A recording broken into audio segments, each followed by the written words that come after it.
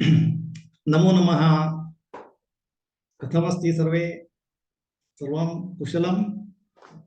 हा, सर्वं कुशलम्। अस्तु। एषः वर्गः अष्टमी कक्षायाः छात्राणां कृते अस्ति। इत्युक्ते रुचिरा तृतीयभागस्य चतुर्दशः पाठः आर्यभटः आसीत्। तस्य पठनं वयं कृतवन्तः। अद्य अग्रे तस्य अभ्यासं कुर्मः। आज का ये पाठ अष्टमी कक्षा के लोगों के लिए है। रुचिरा तीसरे भाग का चतुर्दश 14वां पाठ आर्यभट्ट, जो हमने पढ़ा है, एक एक सेंटेंस करके पूरा पढ़ा है। आज हम उसका अभ्यास करेंगे। तो खोलिए अपना पुस्तक और 97 पेज नंबर 97 सप्तनवतिः पृष्ठ क्रमांकः 97 उद्घाटयन्तु उद्घाटयन्तु पुस्तकम् उद्घाटयन्तु पुस्तके पश्यन्तु। प्रथमः प्रश्नः अभ्यासः एकपदेन उत्तरत। अर्थ कः तर्हि एकपदेन इत्युक्ते एक शब्द, केवलम एक शब्द यूज करके उत्तर देओ, उत्तर लिखो, उत्तर देओ। तो देखते हैं क्या है पहला प्रश्न। क सूर्यः कस्यां दिशायां उदेति?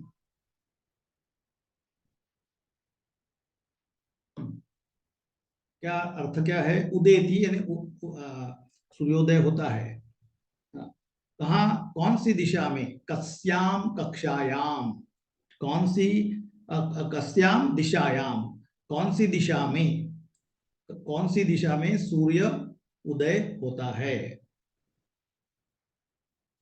स्पष्टम पूर्व दिशायाम, सूर्यः पूर्व दिशायाम उदेति।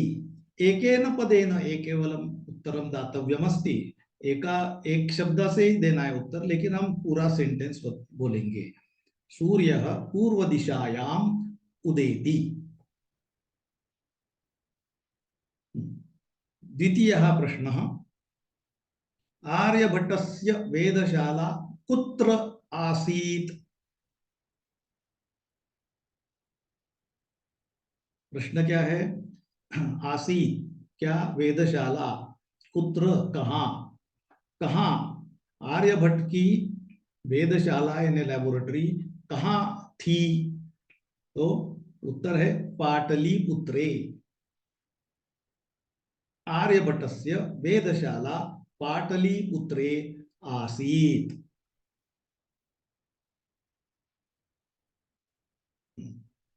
तृतीयः प्रश्नः महान् गणितज्ञः ज्योतिर्विच्च कः अस्ति?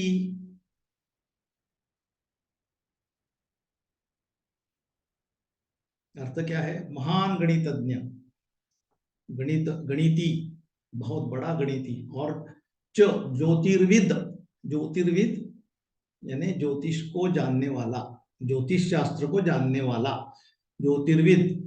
कह अस्ति, कौन है? महान गणितज्ञ और ज्योतिर्विद जानना, जो ज्योतिष शास्त्र जानने वाला कौन है? उत्तर है आर्यभट्टः। महान गणितज्ञः ज्योतिर्विच्च आर्यभट्टः अस्ति।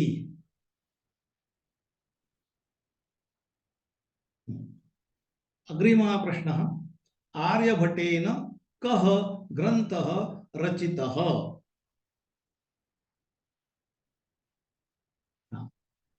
तो क्या अर्थ है? आर्यभट्ट ने कौन सा ग्रंथ लिखा, कौन से ग्रंथ की रचना की, लिखा? उत्तर क्या है? आर्यभटीयम, आर्यभटीयम। आर्यभट्टेन आर्यभटीयम ग्रंथः रचितः।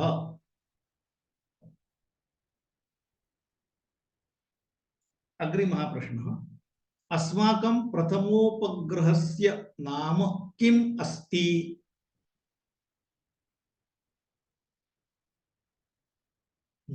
अस्माकं में हमारे प्रथमोपग्रह, पहला उपग्रह, उसका नाम क्या है?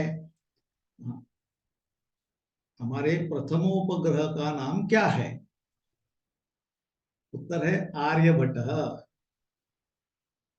यानी जो हमने इसरो ने पहली शुरुआत की और पहला उपग्रह खुद भेजा अंतराल में, तो उसका नाम ये इसके उसके सम्मान में आर्यभट्ट रखा। तो अस्माकं प्रथमोपग्रहस्य नाम आर्यभट्टः अस्ति। अग्रिमः प्रश्नः अत्र अस्ति संधि विच्छेद कुरुत। संधि विच्छेद कुरुत। संधि अत्र किमस्ति? प्रथमं संधि विच्छेद कुरुत। यानी संस्कृत में या मराठी में, हिंदी में भी जब दो वर्ण एक साथ में आते हैं तो वर्ण यानी स्वर या व्यंजन, वो एक साथ आते हैं तो एक दूसरे में उनके कुछ परिवर्तन होता है।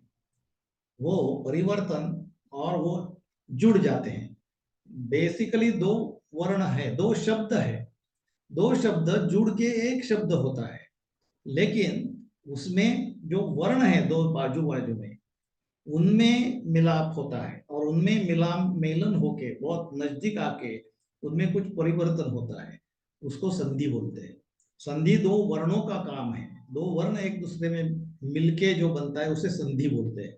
और दूसरा एक है समास। समास में दो शब्दों का मिलन होता है, दो शब्दों का मिलन होके एक तीसरे अर्थ का नया शब्द बनता है।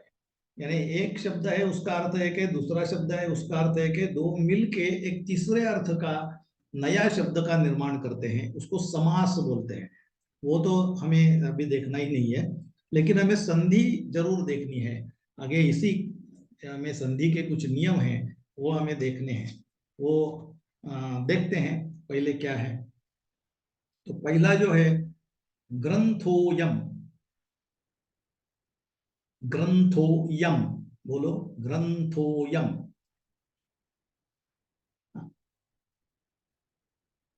तो इसमें थोड़ा विसर्ग संधि है।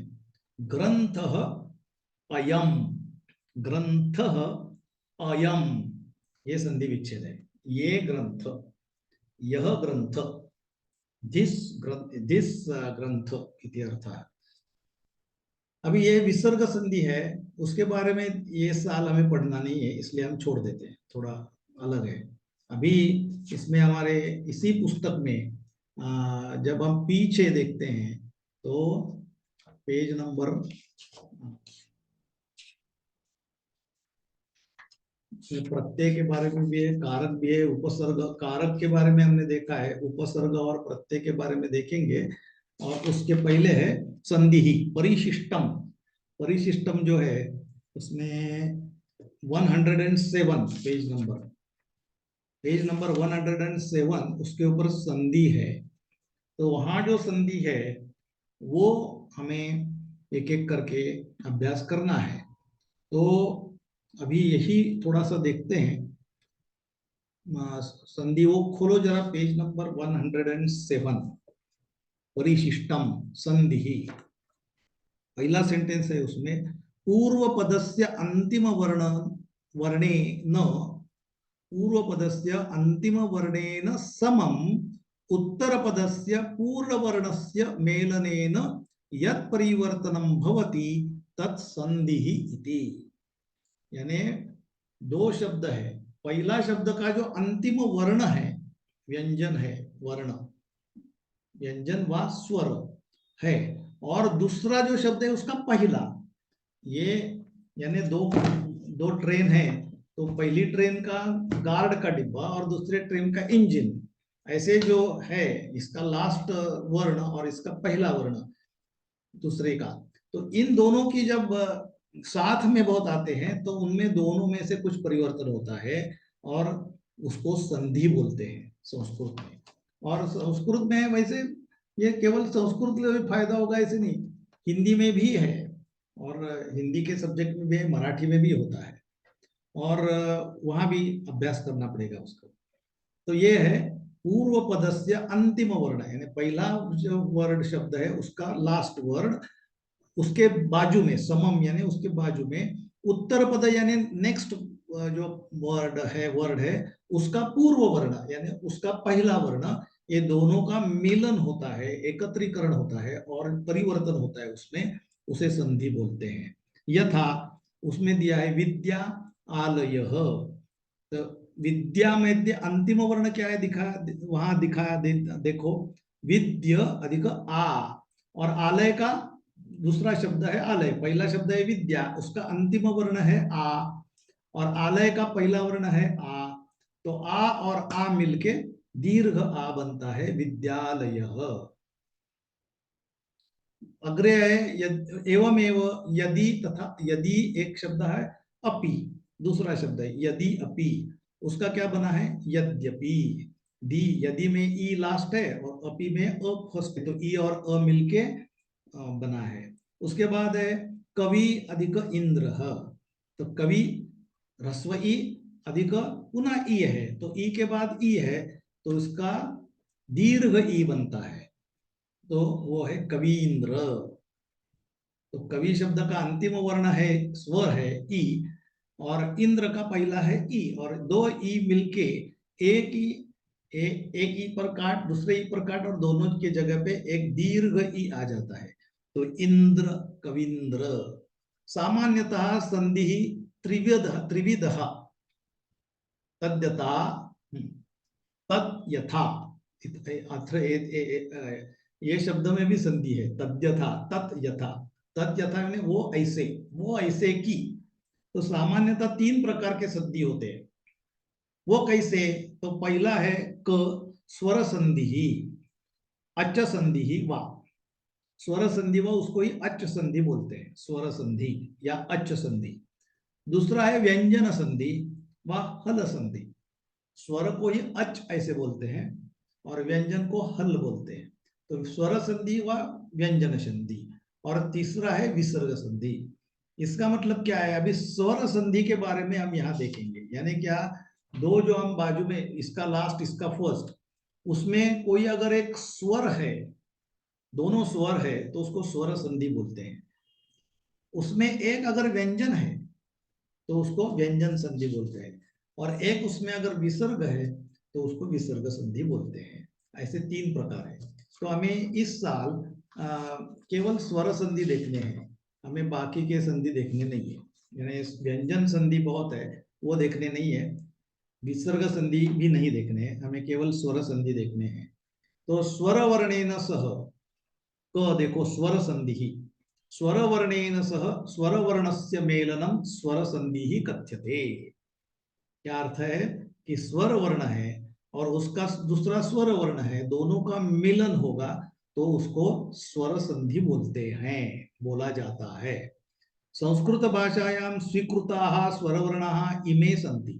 संस्कृत भाषा में कौन कौन से स्वर है, अ आ ई उ रू ऋलु ऋलु, ए ऐ ओ औ, ये सभी स्वर है, उनको अच भी बोला जाता है।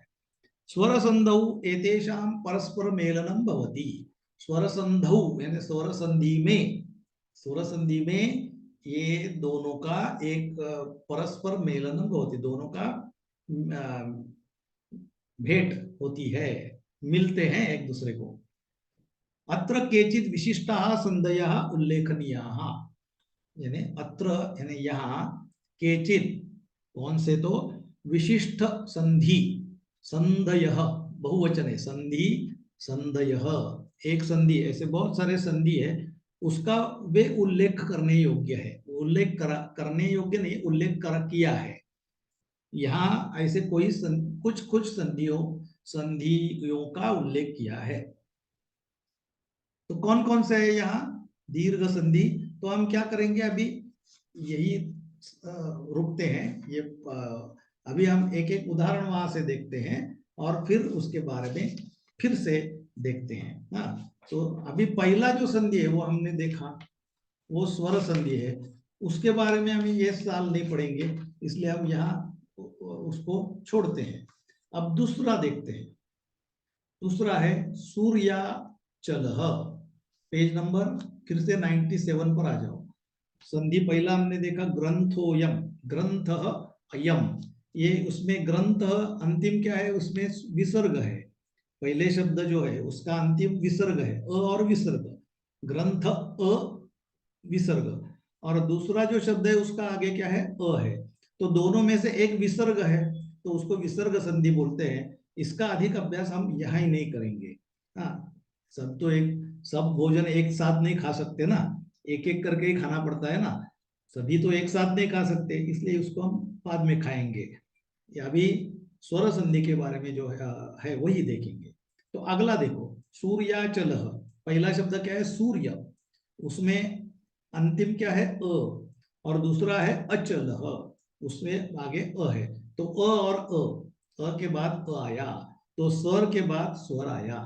तो स्वर के बाद वही स्वर अगर आ गया तो क्या होता है, उसको दीर्घ संधि बोलते हैं। दीर्घ संधि, सवर्ण दीर्घ संधि ऐसे भी बोलते हैं, सवर्ण दीर्घ संधि।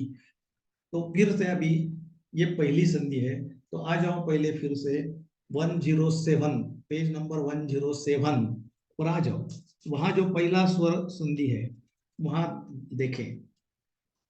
स्वर संधि में पहला है दीर्घ संधि, वही उसका उदाहरण है। तो देखे पढ़े, अ ई उ रु। हाँ, ह्रस्वेभ्यो दीर्घेभ्यो वेति वर्णेभ्य परम अ ई उ रु वेति वा इति। वेति यानी वा इति, तत्रापि संधि है, उसमें भी संधि है वा इति। तो स्वर दीर्घा वा वर्णः भवन्ति चेत् तयोः मेलनेन दीर्घः भवति। सूत्रमस्ति अकः सवर्णे दीर्घः, ऐसे सूत्र है, अकः सवर्णे दीर्घः। पहले केवल हम सूत्र पाठ करो, बाद में उसका अर्थ देखेंगे। तो पहली संधि क्या है, अकः सवर्णे दीर्घः। ये पाठ करना, अकः सवर्णे दीर्घः। इसका मतलब क्या है, इसमें क्या बोला है कि पहला अगर एक स्वर है अ ई उ रु, इसमें से कौन सा भी एक है, ह्रस्व हो या दीर्घ हो, यानी अ हो या आ हो, ई हो या ई हो, उ या ऊ हो, रू या रू हो, ऐसे कौन सा भी ह्रस्व हो या दीर्घ हो, उसके बाद दूसरे शब्द का पहला वर्ण भी अगर अ के सामने अ, उ के सामने उ, ई के सामने ई, रू के सामने रू, ऐसा अगर आ गया, वो ह्रस्व हो या दीर्घ हो ना, तो दोनों में से एक ही रहा रहेगा और वो दीर्घ रहेगा। यानी अ और अ है तो आ रहेगा, अ और आ है तो आ ही रहेगा, आ और अ है तो आ रहेगा, ऐसे। और आ और आ है तो एक ही आ रहेगा। वैसे ई और दीर्घ ई है तो दीर्घ ई ही रहेगा, एक ई जाएगा, दोनों ही जाएंगे और दोनों के साथ एक दीर्घ ई रहेगा, ऐसे। उ और उ, उसके बाद उ, ऐसे। तो ये है दीर्घ संधि। वहां इन्होंने उदाहरण दिए है, मुर अरि मुरारी, पाठ आरंभ पाठारंभ, दक्षिण अयनम दक्षिणानय दक्षिणायनम, स्वराज्य आंदोलनम स्वराज्य आंदोलनम, कवि इंद्र कवींद्र, मुनि ईश्वर मुनीश्वर, मही इंद्र महींद्र, मही ईश्वर महीश्वर, भानु उदय भानुदय, लघु उर्मी लघूर्मी, वधु उदय वधूदय, पितृऋणम पितर पितरणी पितरणी। हाँ, तो अभी देखो सामान्य प्रक्रिया, वो जो कोष्टक मंजूषा यानी कोष्टक, उसमें क्या दिया है देखो, अ अधिक अ अधिक आ अधिक आ अधिक आ। देखो अगला, ई अधिक ई दीर्घ ई अधिक ई दीर्घ ई, दीर्घ ई अधिक ह्रस्व ई दीर्घ ई, दीर्घ ई अधिक दीर्घ ई दीर्घ ई। वैसे ही ऊ अधिक ऊ अधिक दीर्घ ऊ अधिक ऊ अधिक दीर्घ ऊ अधिक दीर्घ ऊ। वैसे रू के लिए भी रू र और रू रू, ऐसे। तो ये पहला संधि हो गया। उसका क्या बोले है, अकह सवर्णे दीर्घ, ये सूत्र दिखा है, अकह सवर्णे दीर्घ, पुस्तक में सूत्र दिया है, उसके बारे में विस्तार से हम बाद में पढ़ेंगे। अभी केवल हम सूत्र ध्यान में रखो, अकह सवर्णे दीर्घ, उसका अर्थ मैं समझा दूंगा बाद में। तो ये होगा दीर्घ संधि। तो पहला हमारा यहाँ आया सूर्याचल, सूर्य अधिक अचल। फिर से 97 पेज पर आ जाओ। दूसरा उधर है तथैव, तथैव इसमें क्या है, तथा अधिक एव। तो पहला तथा ये शब्द है, बाद में एव हा शब्द है। तो तथा इसमें अंतिम वर्ण क्या है, तथा आ है, और दूसरा उसमें क्या है, एव, ए है। तो उसके लिए क्या हुआ, अगर ए आ गए है तो तथैव, ए के स्थान पर आई हो गया। तो उसको, इसमें से अगली संधि है वृद्धि संधि। वृद्धि संधि 109 पेज पर देखो, वहां चतुर्थ है, तीसरा है गुण संधि और चतुर्थ है वृद्धि संधि। तो वृद्धि संधि में क्या है वो अभी पढ़ते हैं। वृद्धि संधि में क्या होता है, अ आ इत्यनयोः पश्चात ए ऐ ओ औ वेति वा इति वर्णः आगच्छति चेत क्रमशः ऐ औ वा भवति। यानी ये संधि क्या बोलता है, सूत्र है वृद्धि रेचि, वृद्धि रेचि ये सूत्र है। तो यानी वृद्धि करना है, एची, वृद्धि रेचि। अभी इसमें क्या है कि कोई भी पहला वर्ण, पहले शब्द का अंतिम स्वर कौन सा भी हो, कोई स्वर हो लेकिन अ आ इ उ में, और दूसरा स्वर, दूसरे शब्द का पहला वर्ण अगर ए है या आई है या ओ है या ओ है, तो उसके लिए क्या होगा, आगे चल के आई हो व औ हो। सामान्य प्रक्रिया कोष्टक में दिए देखो, अ व आ, अग्रे चल के ए आई है तो आई होता है, अ अधिक आ, अ व आ है और उसमें आगे ओ या औ है तो औ होता है। तो आई हो या औ हो। वहां उदाहरण कैसे दिए देखो, एक अधिक एकम, तो एक में अंते अ है और इसमें क्या है आगे एकम ए है, तो उसका क्या हो गया, एकैकम, ऐ हो गया।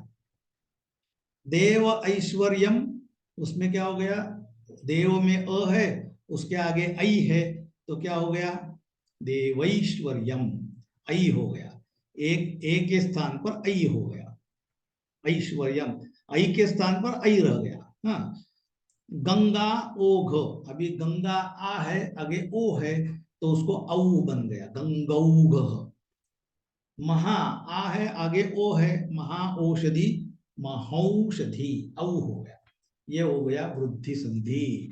तो इसमें वृद्धि संधि क्या है देखो, तथा आगे क्या है, एव, ए है, तो उसका ए के स्थान पर ऐ हो गया तो तथैव, ये हो गया। अगला देखते हैं। हाँ, अभी क्लासरूम में थोड़ा और भी इसके ऊपर मैं बोलूंगा संधि अगले क्लास में। हाँ, कालातिगामिनी, अत्र किमस्ति, कालातिगामिनी, काल अतिगामिनी। तो काल में अंतिम क्या है, काल अ है, और अतिगामिनी में शुरू शुरू का वर्ण क्या है, अ है।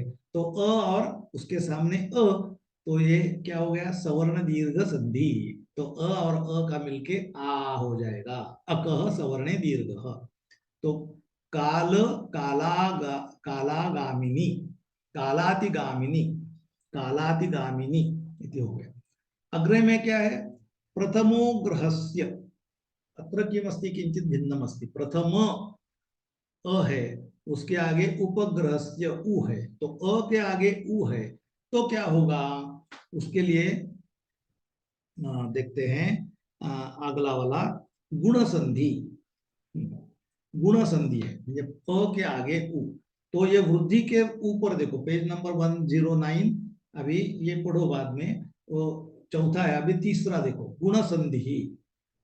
तो ऐसे उदाहरण देखेंगे तो हमें याद आएगा, है ना, समझ में आएगा, इसलिए मैंने उल्टा किया है। नहीं तो पहले संधि सिखा के उदाहरण देखने से बजाय हम पहले उदाहरण देखेंगे और बाद में उसको आगे जाएंगे। इसको मैं रेट्रोग्रेड रीडिंग बोलता हूँ, यानी प्रॉब्लम बेस्ड लर्निंग। ये एक अच्छी सिस्टम है। जैसे प्रॉब्लम आएगा, सॉल्व करने के लिए सोचो। ये एक सिस्टम है अभ्यास की। ये हिसाब से अगर गए तो थोड़ा और बेनिफिट होता है, ऐसे मेरा एक्सपीरियंस बोल रहा है। तो इसको प्रॉब्लम बेस्ड लर्निंग बोलते हैं। कि यहाँ भी संधि हमने पहले उदाहरण देखा, प्रथमो उपग्रहस्य। तो अभी एक संधि कैसे होगा, अब ढूंढना चालू, तो हमारे पहले जिज्ञासा होगी। तो फिर हम देखेंगे गुण संधि क्या है। ये गुण संधि बोला गया है, तो गुण संधि क्या है ये अब हम देखते हैं। जैसे हमने पहले वृद्धि संधि देखी, अब ये देखिए अभी गुण संधि देखते हैं। तो उसमें क्या है, देखो गुण संधि पढ़ो। अ आ इत्यनयोः पश्चात इ उ रु लु वा इति वर्णः आगच्छति चेत् क्रमशः ए ओ अर् अल् वा भवति। सूत्रम आद् गुणः। आद् गुणः हे सूत्र। तो इसमें क्या है देखो, वो कोष्टक में देखो सामान्य प्रक्रिया क्या दी है। कोष्टक में हरे रंग के कोष्टक में देखो, अ व आ, पहले शब्द जो है उसका अंतिम वर्ण अ व आ ही होगा। और दूसरा जो शब्द है उसका पहला वर्ण अगर ई है, तो ये अ और ई के साथ, ई ह्रस्व या दीर्घ कोई भी हो, तो दोनों के साथ में ए हो जाएगा। ए। अगर अ आ के बाद उ या उ है तो ओ बन जाएगा। अ और आ के बाद रू है तो अर बन जाएगा। और अ आ के बाद लू है तो अल बन जाएगा। ये गुण संधि है। तो यहाँ क्या है, हमने देखो फिर से आके प्रथम, इसके मतलब प्रथम अंतिम क्या है अ, उसके आगे क्या है उ, अ के बाद उ है। तो उ है तो क्या होगा, अ के बाद उ, देखो कोष्टक में ओ होगा। अ भी जाएगा, उ भी जाएगा और उसके स्थान पर ओ आएगा। तो क्या हो गया, प्रथम अधिक ओ प्रथमोपग्रह। प्रथमोपग्रह इति हो गया है ना। तो ये प्रथमोग्रहस्य, प्रथम उपग्रहस्य। तो ये हमारा तीसरा ये हो गया। अब बाकी के संधि, यही अभी तीन संधि जो है उसका पहले अध्ययन करो, बाद में बाकी के संधि देखेंगे। तो पहला हमने क्या देखा, अकह सवर्णे दीर्घ, सवर्ण दीर्घ संधि, उसके बारे में वहां पढ़ो, याद करो। दूसरा होगा वृद्धि रेची, वृद्धि संधि, उसका बारे में लिखो। तीसरा है, हमने क्या देखा, गुण संधि, आद गुण इति सूत्रम। आद गुण वृद्धि रेची। ओके, तो ये हो गया। अग्रे गच्छामः, तृतीयः प्रश्नः, पृष्ठ क्रमांक 98, तृतीयः प्रश्नः। अधोलिखित पदानां विपरीतार्थक पदानि लिखत। क्या अर्थ होगा इसका, लिखत लिखो, क्या लिखो, विपरीतार्थक पदानि, विपरीतार्थक, विपरीत यानी उलट, विपरीत यानी उलट, उलट अर्थ वाले पद लिखो। किसके, अधोलिखित, अधो म्हणजे नीचे, नीचे लिखे हुए पदों का यानी शब्दों का उल्टे अर्थ वाले शब्द लिखो। ये अर्थ हो गया। तो देखते हैं क्या क्या है। उदय, उदय यानी सूर्य का उदय, आना, ऊपर आना। तो उसका विरुद्ध है अस्त, सूर्योदय होता है, सूर्यास्त होता है। तो सूर्य उदय, अस्त, उदय अस्त। अचल, अचल म्हणजे जो चलता नहीं है वो अचल है, यानी स्थिर है, स्थिर है, घूमता नहीं है, हिलता नहीं है, वो अचल। तो अचल है यानी वो स्थिर, स्तब्ध, न हलने हिलने वाला, फिक्स। तो उसका क्या होगा, चलने वाला। तो चलने वाला चल, अचल चल। अग्रे है अंधकार, अंधा अंधेरा, प्रकाश, अंधकार प्रकाश। स्थिर, जैसे अचल है उसका ये एक अर्थ है स्थिर। तो अचल के लिए चल, चलने वाला। तो स्थिर का है अस्थिर, स्थिर अस्थिर। समादार, समादा आदर, समादर, सम आदर संधि हो गई, सम अ आदर, सवर्ण दीर्घ संधि अभी हमने देखे। तो समादर यानी आदर के सहित, यानी आदर, आदर युक्त, तो आदर युक्त के उलट होगा निरादर युक्त। आदर है, निरादर है, तो उसको हो गया समादर व निरादर, उल्टा होगा निरादर व अनादर, कोई भी चलेगा। समादर, उसके विपरीत निरादर व अनादर। अस्तु, चतुर्थः प्रश्नः स्पष्टं विपरीतार्थानि। अधोलिखितानि पदानि आधृत्य वाक्यानि रचयत। क्या अर्थ हो गया? रचयत, वाक्य लिखो, वाक्यानि रचयत, वाक्य लिखो। क्या करके? आधृत्य, आधृत्य यानी पकड़ के, यो उपयोग करके। किसका उपयोग करके? पदानि, शब्दों का उपयोग करके वाक्य रचो। कौन से पद? अधोलिखितानि, अध नीचे लिखे हुए शब्दों का उपयोग करके वाक्य रचो। यानी वो नीचे शब्द दिया है, उसके तुम्हारा अपना वाक्य बनाना है। तो देखे कैसे होगा, पहले अर्थ देखते हैं। सांप्रतम, सांप्रतम इत्युक्ते अधुना, अधुना इत्युक्ते अब, इदानीम व अभी, इन दिनों में, इन दिनों में या अभी, ऐसे अर्थ से होता है। तो इदानीम हम क्या कर रहे हैं? संस्कृत पढ़ रहे हैं, तो वही बोलो, सांप्रतम वयम संस्कृतम पठामः। लिखो, सांप्रतम वयम संस्कृतम पठामः। हो गया ना उपयोग। अभी क्या कर रहे हैं हम? अभी संस्कृत पढ़ रहे हैं, तो लिखो संस्कृत पढ़ रहे हैं। वाक्य, वाक्य भी बन गया, यूज हो गया। सांप्रतम वयम संस्कृतम पठामः। अग्रे, निकषा, निकषा यानी समीप, नजदीक, इन नेबर। तो हमें पता है हमारी पाठशाला कौन सी है? Kothari international school. हमारे पाठशाला के बाजू में कौन सी है? वीकेई, विक्टोरिया किड्स। लिखो सेम, कोठारी पाठशालाम, इधर क्या लिखना है? कोठारी पाठशालाम, द्वितीय विभक्ति निकषा के लिए। कपड़े तो पहनने पड़ेंगे, कोठारी पाठशाला केवल लिख के नहीं चलेगा, कपड़े पहनने पड़ेंगे। कौन से पहनने हैं? द्वितीय विभक्ति एक वचन के। तो कोठारी इंटरनेशनल स्कूल इति ऐसे लिखना, जैसे हमें वो वैसे के वैसा लिखना है ना। तो क्या करेंगे? फुल नेम लिखेंगे, कोठारी इंटरनेशनल स्कूल, इसके आगे इति ऐसे लिखना है। इति यानी ऐसे नाम के। पाठशालायाम, पाठ क्षम्यता, पाठशालाम, पाठशालायाम न ते सप्तमी होती है, पाठशालाम द्वितीय विभक्ति। तो कोठारी इंटरनेशनल स्कूल इति पाठशालाम निकषा, निकषा विक्टोरिया VKE ऐसे लिखे तो भी चलेगा। VKE विक्टोरिया KE इति पाठशाला अस्ति, है कि नहीं? आसान है।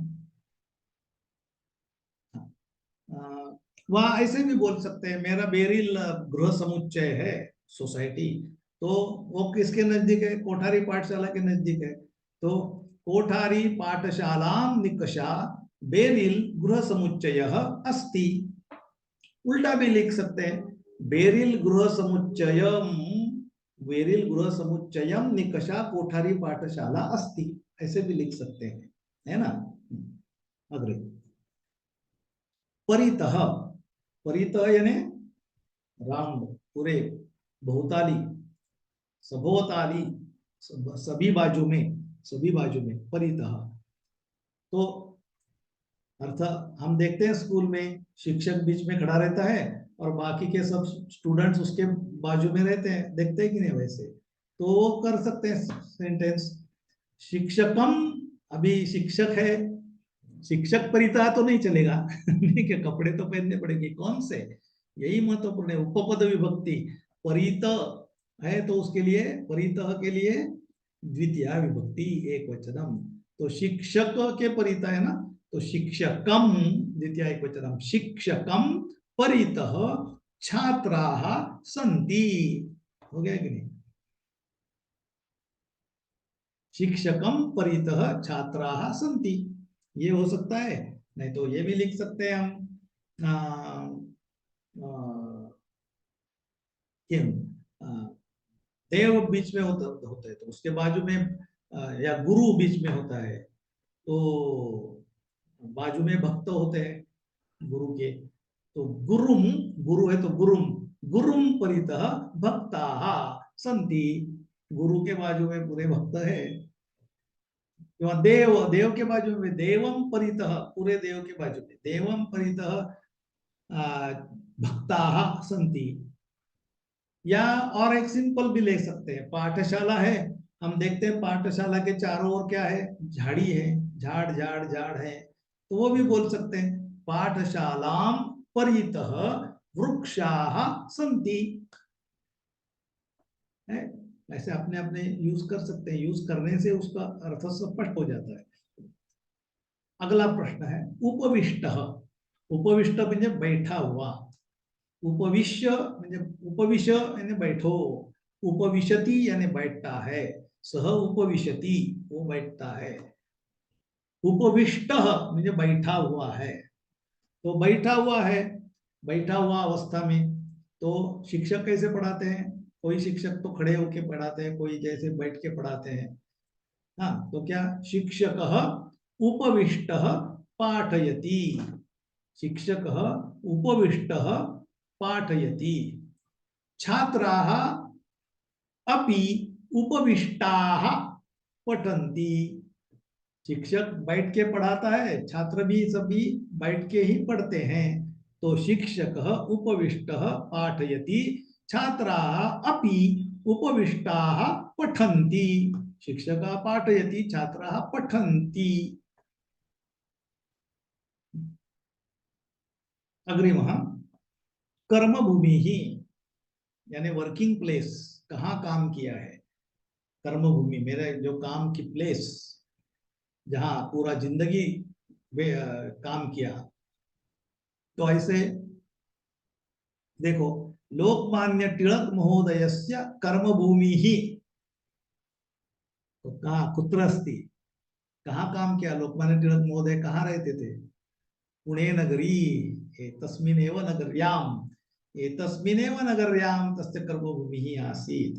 सो लोकमान्य टिळक महोदयस्य कर्मभूमिः पुणे नगरम आसीत्, व अस्ति अपि चलेगा, अस्ति व आसीत्। लोकमान्य टिळक महोदयस्य कर्मभूमिः पुणे नगरम आसीत्।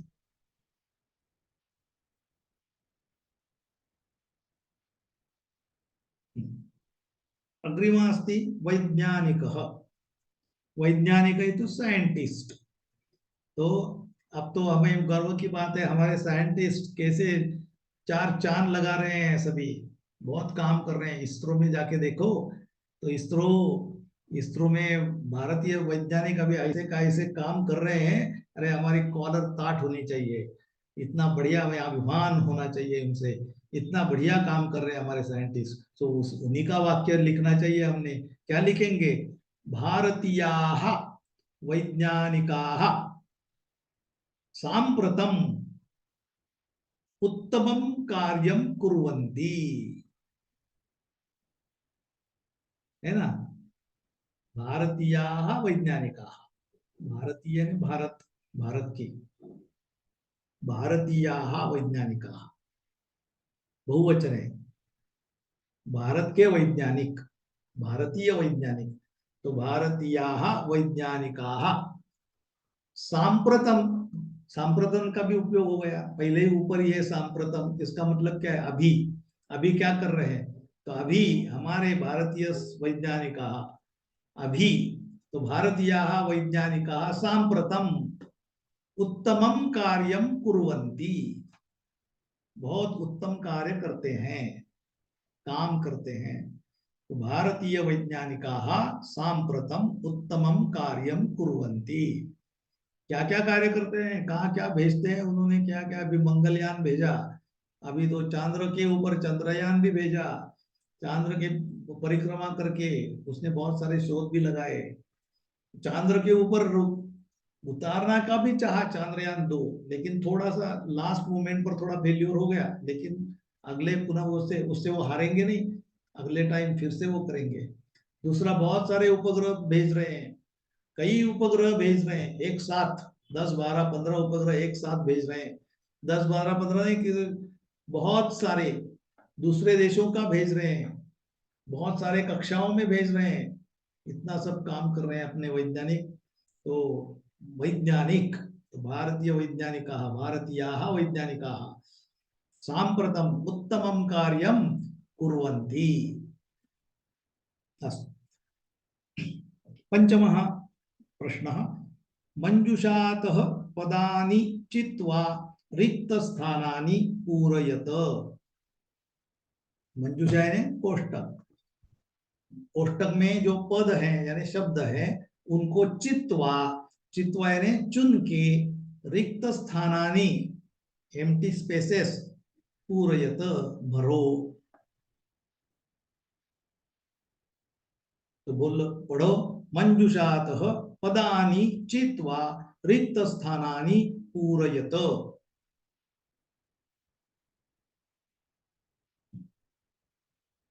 तो हम देखते हैं अभी कौन कौन से शब्द है उसमें। नौकाम है, नौका यानी नाव, बोट। पृथ्वी, पृथ्वी। तदा, उस टाइम, यदा तदा। चला, चला यानी हिलने वाली, और चला यानी न हिलने वाली। अस्तम म्हणजे डूबना, डूबना। तो अब देखते हैं पहला क्या है। सूर्य पूर्व दिशायाम उदेति पश्चिम दिशि च गच्छति। अस्तम गच्छति, पूर्व दिशायाम उदेति पश्चिम दिशायाम च अस्तम गच्छति, डूब जाता है। पूर्व दिशा में उगता है और पश्चिम दिशा में डूब जाता है, तो अस्तम गच्छति। दूसरा है, सूर्य अचल पृथ्वी च। सूर्य अचल है, सूर्य हिलता नहीं है। पृथ्वी चला, चल इति विशेषण, हमने देखा विशेषण विशेष भाव। तो पृथ्वी स्त्रीलिंग है, इसलिए चल का चला, पृथ्वी चला, पृथ्वी च चला। अग्रिम, स्वकीय अक्षे घूर्णति। स्वकीय अक्षे, स्व खुद के अक्ष पर, अक्षय यानी उसका, यह अक्ष है, उसके ऊपर ये पृथ्वी है, तो उसका बीच में वाला जो, उसको अक्ष बोलते हैं। पृथ्वी का अक्ष कैसे है, ऐसे थोड़ा टेढ़ा है ना, उसके बाजू में पूरी ऐसे गोल पृथ्वी है, तो वो ऐसे ऐसे घूमती है अपने अक्ष से, ऐसे ऐसे घूमती है। तो कौन घूमती है, पृथ्वी, पृथ्वी स्वकीय अक्षे घूर्णति, घूमती है। अगला प्रश्न, यदा पृथिव्यां छायापातेन चंद्रस्य प्रकाशः अवरुध्यते। जेव्हा यदा है तो तदा आ गए, जब तब, यदा यानी जब, तदा यानी तब। तो जब बोल के शुरुआत की वाक्य की, तो एंड तो तब से ही होगा, यानी तदा, तदा। तो जब पृथ्वी के छाया पड़ने से चंद्र का प्रकाश को अवरोध होता है, दिखता नहीं है, वैसे उस समय जब ये होता है तब चंद्र ग्रहण होता है। तो तदा, यदा पृथिव्यां छायापातेन चंद्रस्य प्रकाशः अवरुध्यते तदा चंद्रग्रहणं भवति। अग्रिमः, नौकायाम् उपविष्टः मानवः स्थिराम् अनुभवति। नौके में, नाव में, उपविष्टः, ऊपर देखा हमने, उपविष्ट बैठा हुआ। तो नौका में बैठा हुआ मानव स्थिर किसको देखता है, नौका को ही स्थिर देखेगा। तो नौका, तो नौका का नौकाम, नौकाम स्थिराम अनुभवति। अस्तु, अग्रे गच्छामः। अग्रिमः, तो प्रश्नः तु नास्ति, प्रश्नः अस्ति, अस्ति। षष्ठः प्रश्नः, सिक्स्थ क्वेश्चन, उदाहरणानुसारम पद परिचयम वदत। वदत बोलो, पद परिचय बोलो। पद कौन सा है पद परिचय? उदाहरणानुसारम, जो उदाहरण पहले दिया हुआ है उसके हिसाब से वैसे ही बोलो। तो उदाहरण क्या दिया है? पहला, चंद्रस्य। चंद्रस्य क्या है? मूल शब्द क्या है? चंद्र। उसकी क्या है? षष्ठी विभक्ति एक वचनम। चंद्र कैसा है? पुल्लिंग। पुल्लिंग षष्ठी एक वचनम। अब आगे बोलो, वेदशालायाम। वेदशालायाम, मूल शब्द क्या है? वेदशाला, लैबोरेटरी। तो लैबोरेटरी में, तो में है तो सप्तमी। मैं वेदशाला, अकारांत माला युव, इसलिए मैं बोल रहा हूं कि शब्द पाठ होना जरूरी है। शब्द पाठ करें तो ये बहुत आसान हो जाएगा, इसके मार्क्स ऐसे दो दो मिलेंगे। तो हमें देव वन माला, ये शब्द तो पाठ करने हैं। नदी है ना, इसलिए तो पुस्तक की जरूरत है। इसके लिए वो क्या होना है? हमारा निश्चय पक्का होना चाहिए, मुझे करना है, करना ही है। तो कुछ भी करके मैं करूंगा ही तो होगा, तो पाठ होगा। तो रोज बोलेंगे तो पाठ आसान है। जैसे माला माले माला, माला माले माला, मालया मालाभ्या माला भी वैसे। वेदशाला, वेदशालायाम, वेदशालायोः, वेदशालासु, बोलो सप्तमी। तो वेदशालायाम स्त्रीलिंग सप्तमी एक वचनम। पृथ्वी, नदी इव पृथ्वी, दीर्घ इकारांत। तो नदी नद्यौ नद्यः प्रथमा। तो क्या हो गया? पृथ्वी पृथिव्यौ पृथिव्यः प्रथमा एक वचनम। परंपरया, मूल शब्द है परंपरा, आकारांत स्त्रीलिंग। वेदशाला इव, तो माला इव, मालया मालाभ्याम माला भी तृतीया। तो क्या होगा? परंपरा, परंपरया तृतीया एक वचनम। तृतीया, तृतीया एक वचनम। परंपरया, परंपरेने, परंपरा से। त्रीणी, त्रीणी नपुंसकलिंगी प्रथमा बहुवचनम। एकम द्वे त्रीणी, चत्वारि पंच षट, तो नपुंसकलिंगी। त्रीणी पुस्तकानि, हमने देखा पांच तक क्या है? लिंग भेद है। अगर तिस्रः है तो क्या होगा? तिस्रः लेडीज, त्रीणी नपुंसकलिंगी। तिस्रः क्या है? स्त्रीलिंग। और त्रयः बोले तो पुल्लिंग। त्रय है तो पुल्लिंग। प्रथमा बहुवचन ही है, सभी बहुवचन नित्य बहुवचन ही होगा। तीन क्या एक तो हो नहीं सकता, एक वचन द्विवचन तो हो ही नहीं सकता। तीन तो तीन यानी बहुवचन ही, नित्य बहुवचन ही होगा। और विभक्ति देखे जाएंगे फक्त, तो ये प्रथमा विभक्ति। और लिंग देखा जाएगा तो त्रीणी यानी नपुंसकलिंगी, त्रय यानी पुल्लिंग, तिस्र यानी स्त्रीलिंग।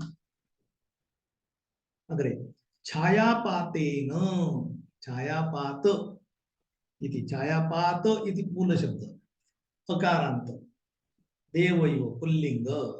तो देवेन देवाभ्याम देवैः तृतीया। तो देवेन तो छायापातेन तृतीया एक वचनम।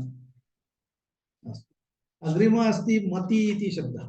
तो हमने अभी चार शब्द तो मैंने बोले थे, अब तक तो पाठ होने चाहिए थे भाई। 2 महीने से मैं बोल रहा हूँ, देव वन माला। ऐसे नींद में भी किसी ने पूछा तो भी आना चाहिए, इतना पाठ होना चाहिए। कोई भी बोला देव, देवस्य क्या है? देवस्य देवयो देवानाम षष्ठी। कोई बोला देवात, बोलो तो क्या है? देवात देवयो देवाभ्याम पंचमी। किसी ने बोला मालया क्या है? मालया, तो मालया मालाभ्याम माला भी तृतीया। ऐसे पाठ होना चाहिए।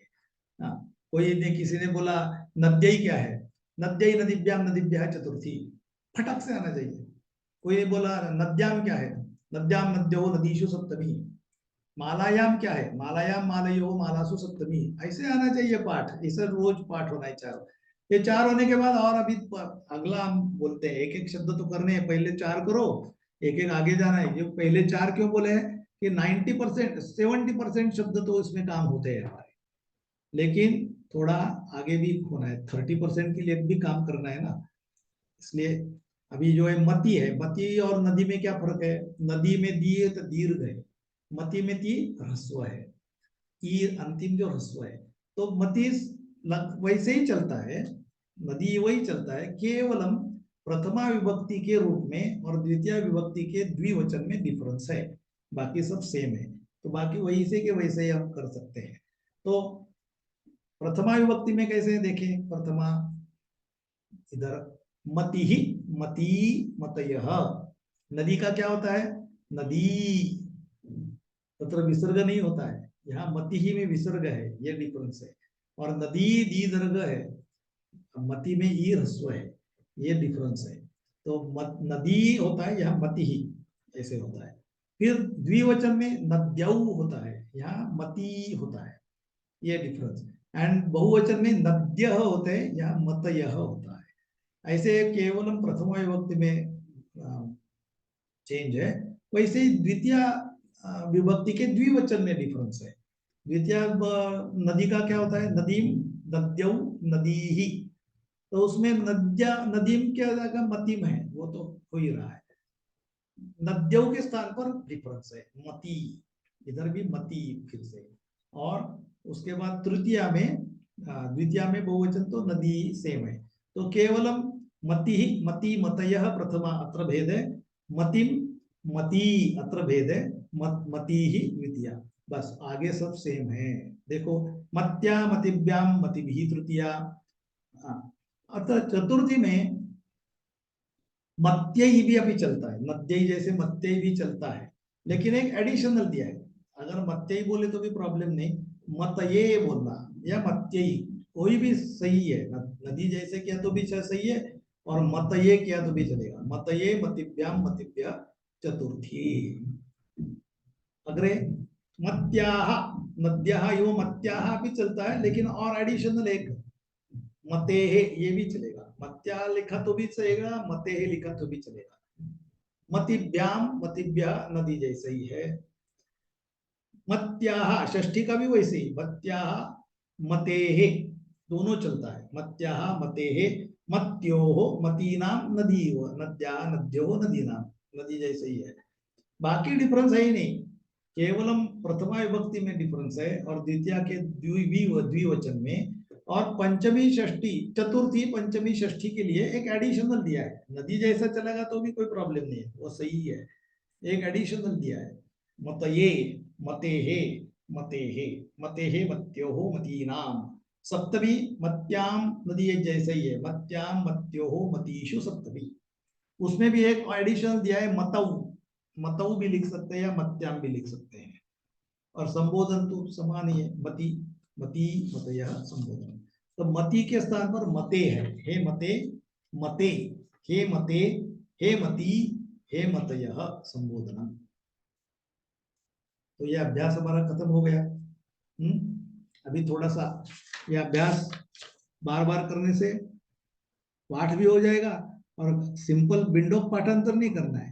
कैसे पाठ करना है, समझ के पाठ करना है। इसलिए हमने थोड़ा, नहीं तो यही मुझे एक आधा घंटा या के ऊपर गया होगा, ये मैं 5 मिनट में खत्म कर देता, फटाफट फटाफट उत्तर बोल के। मेरी भी क्या जरूरत है, ये वीडियो की भी जरूरत नहीं है। गूगल निकालोगे, वहां अगर डालोगे solutions NCERT solutions 8th standard Sanskrit, सभी उत्तर मिल जाएंगे और 1 मिनट में मिल जाएंगे। वो देख के लिख भी सकेंगे, लेकिन वो समझ के लिखा नहीं है, इसलिए केवल 2 मिनट के लिए ध्यान में रहेगा, बाद में खत्म। ये लॉन्ग टर्म मेमोरी में रखने के लिए ये सब करना जरूरी है। एक बार यहाँ कष्ट हो गए, लेकिन बाद में सुख ही सुख है। समझ के किया है तो बाद में सुख ही सुख है।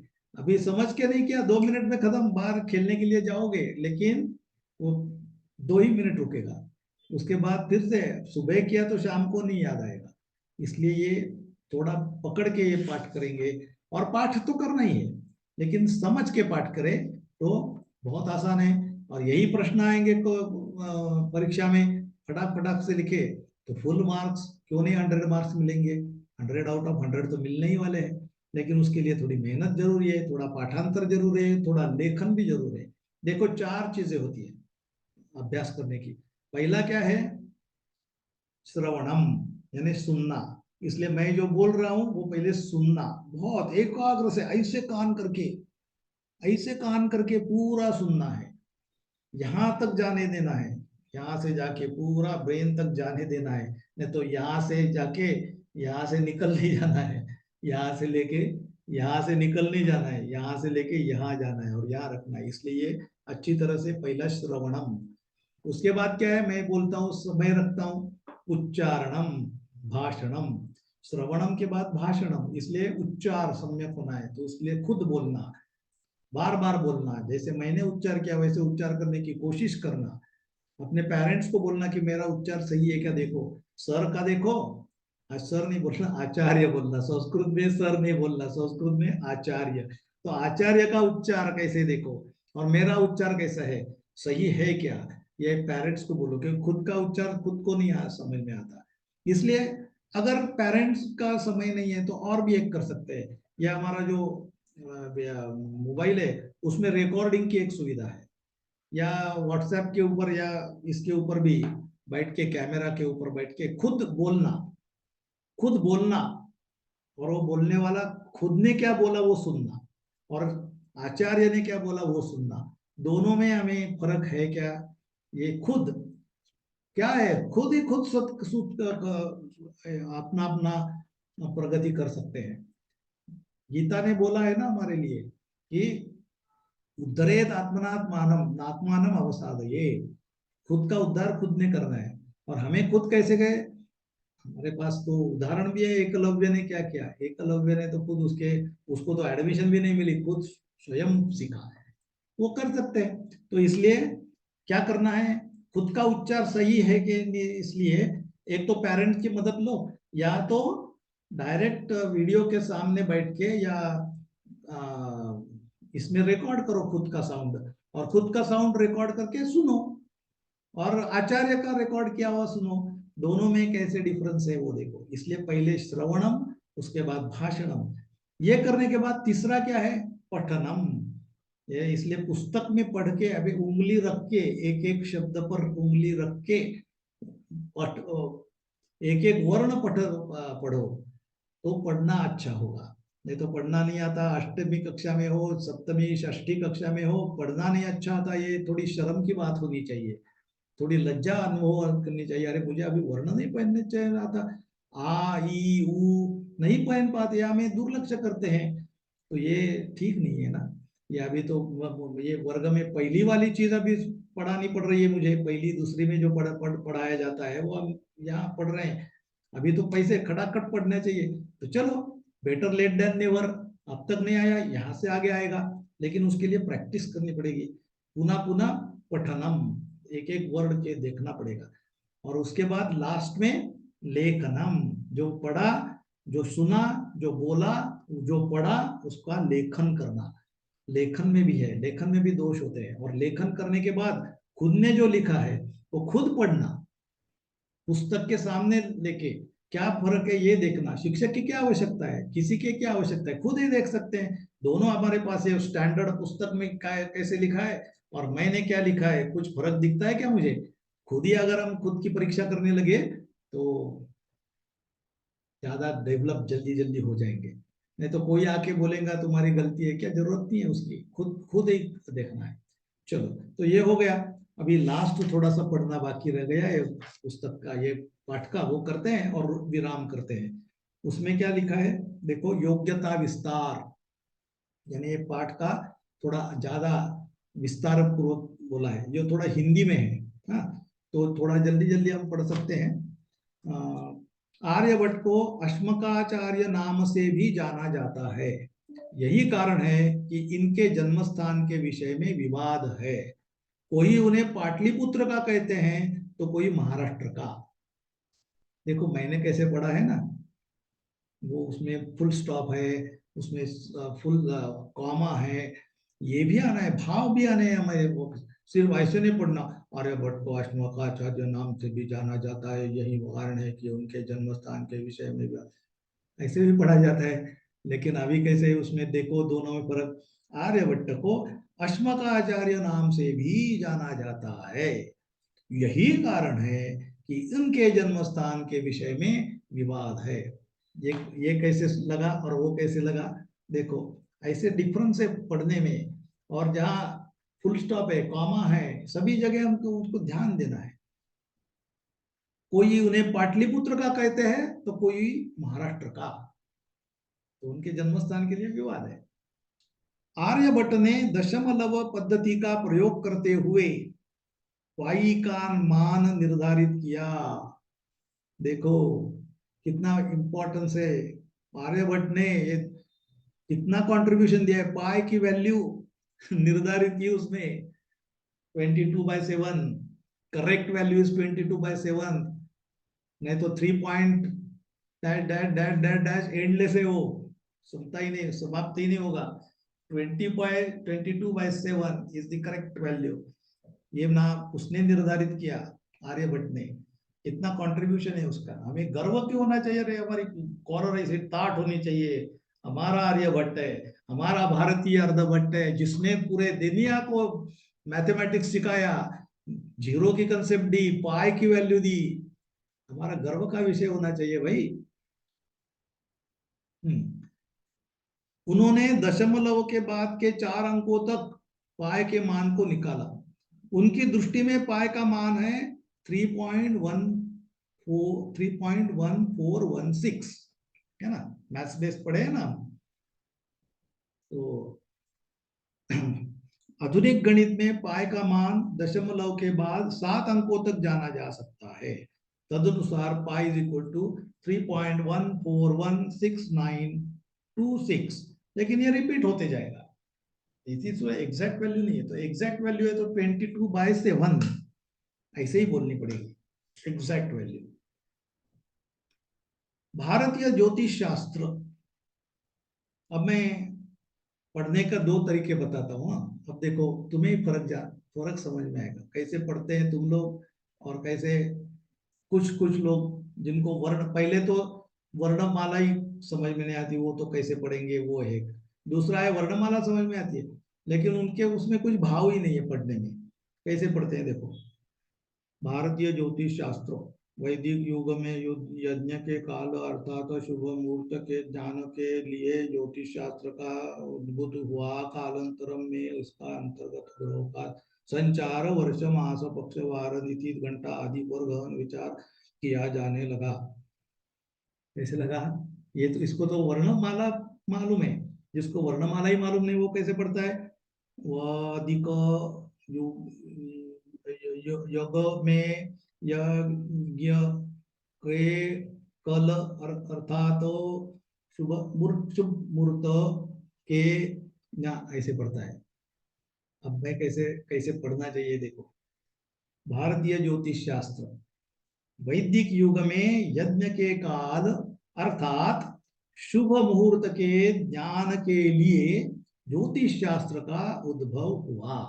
कैसे लगा, अभी फर्क आया ना दोनों में। तो वैदिक यज्ञ काल का शुभ मुहूर्त निकालने के लिए ज्योतिष शास्त्र यानी ग्रहों की गति, वो उनका कैलकुलेशन, कौन सा ग्रह किस क्या स्पीड से जाता है, इसके लिए कितना मैथमेटिक्स आवश्यक है, वो सब आया ज्योतिष शास्त्र। कालांतर में उसके अंतर्गत ग्रहों का संचार, वर्ष मास पक्ष वार तिथि घंटा आदि पर गहन विचार किया जाने लगा। लगद आर्यभट्ट वराह मिहिर ब्रह्मगुप्त भास्कराचार्य बाल गंगाधर टिळक रामानुजन आदि हमारे देश के प्रमुख ज्योतिष शास्त्री हैं। कितनी गर्व की बात है, हमें एक नहीं, हमें इतने लोग हैं, हमारे ऋषि बहुत सारे। आर्यभटीयम सौर सिद्धांत, बृहस्संहिता, लीलावती, पंच सिद्धांतिका आदि ज्योतिष के प्रमुख संस्कृत ग्रंथ हैं। संस्कृत के कितने ग्रंथ महान है, कितने हैं। आर्यभटीयम, ये ग्रंथ के बारे में, आर्यभट्ट ने 499 ईस्वी सन में इस ग्रंथ की रचना की थी। यह ग्रंथ 20 आर्या छंदों में निबद्ध है। आर्या रहते हैं, आर्या उसमें सूत्र में लिखे जाते हैं ऐसे ग्रंथ। इसमें ग्रहों की गणना के लिए कली संवत 499 ईस्वी सन में 3600 कली संवत को निश्चित किया गया है। चलो हम इसके ज्यादा डिटेल्स में नहीं जाएंगे, हमें मुझे भी ज्यादा पता नहीं है उसमें, मैंने भी ग्रंथ नहीं पढ़ा है, लेकिन मुझे अभिमान है कि आर्यभट्टीयम ऐसा एक बहुत अच्छा ग्रंथ है। उसमें बहुत सोच के सब गणित किया हुआ है, उतना गणित मेरा नहीं है, मैं नहीं जानता, तो वो छोड़ देते हैं। लेकिन ये तो गर्व की बात है, मैं नहीं जानता तो क्या हुआ, मेरा मेरा भारतीय शास्त्रज्ञ ऋषि, उसने पूरे जग को ये दिया है, आर्यभट्टियम ऐसे ग्रंथ लिख के उसमें उसने ये सभी चीजें दुनिया को दी है पहली बार, ये मुझे गर्व का विषय है।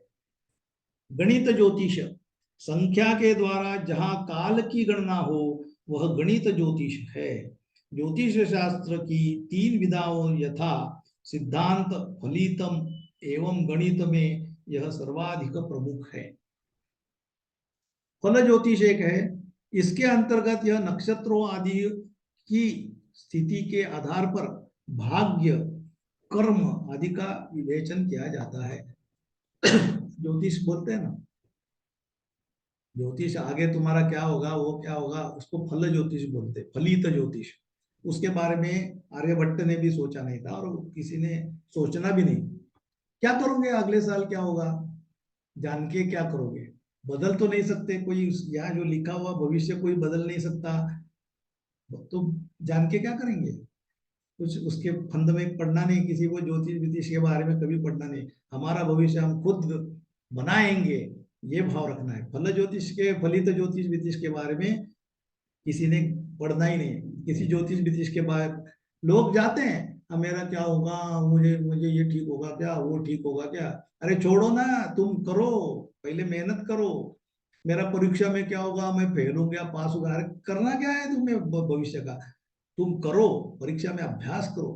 भगवान वदति कर्मण्येव अधिकारस्ते, कर्म करने में तुम्हारा अधिकार है, फल बिल की बात में सोचो, सोचो ही मत वो देगा नहीं देगा, काम करना, अभ्यास करना मेरा काम है, और वो अच्छी जान से करना। फलित ज्योतिष वितिष के बारे में कभी पढ़ना ही नहीं।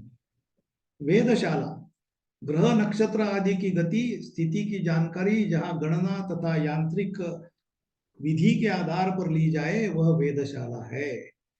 जहाँ यथा जंतर मंतर, कोई लोग दिल्ली में गए हैं क्या, दिल्ली में या बहुत जगह है वैसे, राजस्थान में भी है जंतर मंतर, वहाँ वेदशाला यानी लेबोरेटरी बनी हुई है, वहाँ पूरा काल का ये देख के हम टाइम बता सकते हैं, बहुत सारी चीजें हैं वहाँ जंतर मंतर पर। दिल्ली में कभी गए तो देखो, बहुत, कोई दिल्ली में कभी गए तो दिल्ली में जाके देखो, और जो दिल्ली से आए लेकिन नहीं देखे वो कितने करंट है देखो, उनको पता ही नहीं। हमें दिल्ली में ऐसी चीज है जंतर मंतर करके, देखो।